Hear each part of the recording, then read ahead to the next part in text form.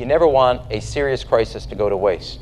This is an opportunity. What used to be long-term problems, be they in the healthcare area, energy area, education area, fiscal area, tax area, regulatory reform area, things that we had postponed for too long that were long-term are now immediate and must be dealt with. And this crisis provides the opportunity for us, as I would say, the opportunity to do things that you could not do before. The United Nations Food and Agriculture Organization reported Thursday that global food prices rose for the 8th straight month in a row in February, climbing to a record high since the agency started monitoring prices in 1990.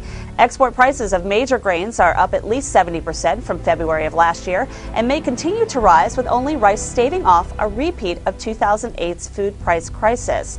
The UN body also warned that volatility in oil markets could push prices even higher. I'm also worried about higher food prices, and particularly the connection of energy prices with these events in the Middle East and North Africa. We can do things to try to help increase productivity and production of agriculture in many developing countries. And this deals with everything from property rights to seed to fertilizers to irrigation systems. And if you have weather-related events, so supply-side shocks, and we've had some weather-related events in Russia, North America, Australia, South America, that these create particular upsurges in prices. Then you can use risk management tools. So, for example, we've done a project with Malawi that is very much dependent on rain-fed agriculture.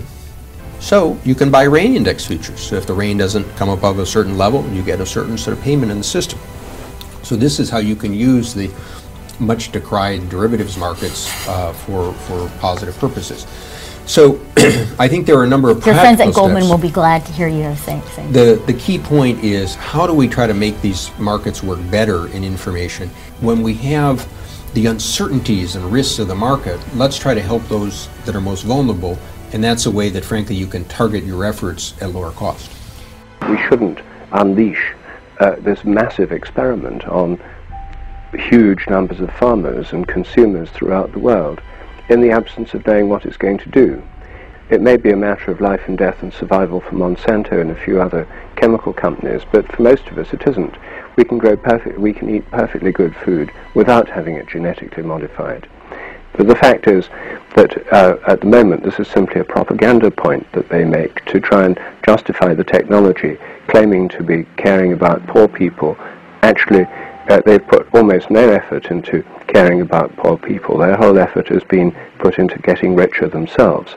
So I see no reason why we should have an experiment inflicted upon us. We stood up to Monsanto, and it went to trial. It ended up in the Supreme Court of Canada, where the Supreme Court ruled that Monsanto's patent on a gene is valid. It doesn't matter how it ends up in any life form, they own and control it. And that was a startling decision. Even if you have your crop, organic farmer or conventional farmer, and your crop is contaminated, the amount of contamination doesn't matter. They own your seeds and plants, and if you use them, you're liable to a lawsuit under patent law. That shows how Monsanto can get control over the seed supply and food supply through cross-pollination, direct seed movement, blowing in the wind or whatever. It doesn't matter how it gets there, the court's ruled. You don't own your seeds or plants anymore. So it would give them, the corporations now, total control over the seed supply, ultimately the food supply. Every seed that is in the market today is linked to one company or the other, licensed and controlled by Monsanto. Here's a miracle seed, it's going to double your income. You're going to be a millionaire. Put your thumbprint out here. The farmer has no idea what he's signing on to. The farmer has no idea that 2 weeks down the line he'll have to come back for pesticide. That when the leaves will start shriveling up, the agent will say, no, you also needed irrigation. We didn't tell that to you in the beginning, so take a tube well loan, and here's another loan. We're on the front line of markets and finance. There's a global war going on, financial terrorists versus the rest of us, and the front line on this markets and finance extends past just banks. It also includes companies like Monsanto. I want to point this out to folks that Monsanto and their genetically modified seeds is another form of a fiat currency. Monsanto, who's in business to enslave and to undermine economic and even health, because of course these seeds have been shown to be extraordinarily dangerous, these Monsanto killer seeds.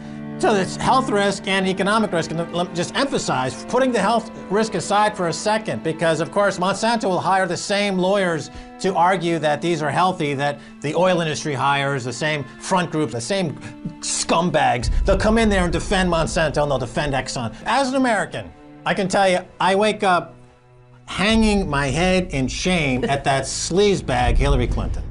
She goes around the world representing America. She goes to India and she pushes this seed crack, this dangerous health risk, economic risk Monsanto seed to these poor Indians, for one thing. I mean, forget about Americans. I mean, they'll put anything you put in front of their face. I mean, they're gone already. 9/11 was the iceberg that sunk America. It's never coming back. But, some of these other countries, they're still valuable. Like India's got a worthwhile culture. We should try to save it.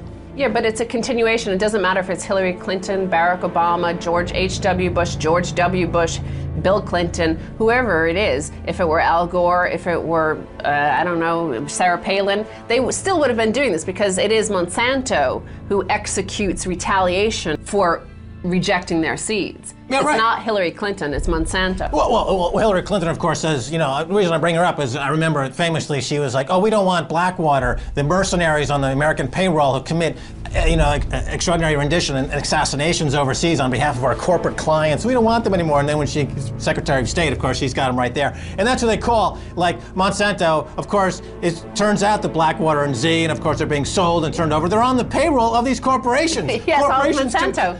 They're on the payroll of Monsanto. They can call up Z or Blackwater, whoever the mercenary du jour is, and say, hey, killers over there, are you working for us extra legally, outside of all the rule of law? Go assassinate these people who aren't being force-fed Monsanto seeds like ducks on a foie gras farm. Just kill them. Just kill them. We don't care. We have no rule of law. I mean, America's become an assassination-crazed, big, porky, Monsanto-fed crackhead country of slopping pigs, nightmares. No. Okay. Wait, there's plenty of adjectives. Fill in your own adjective.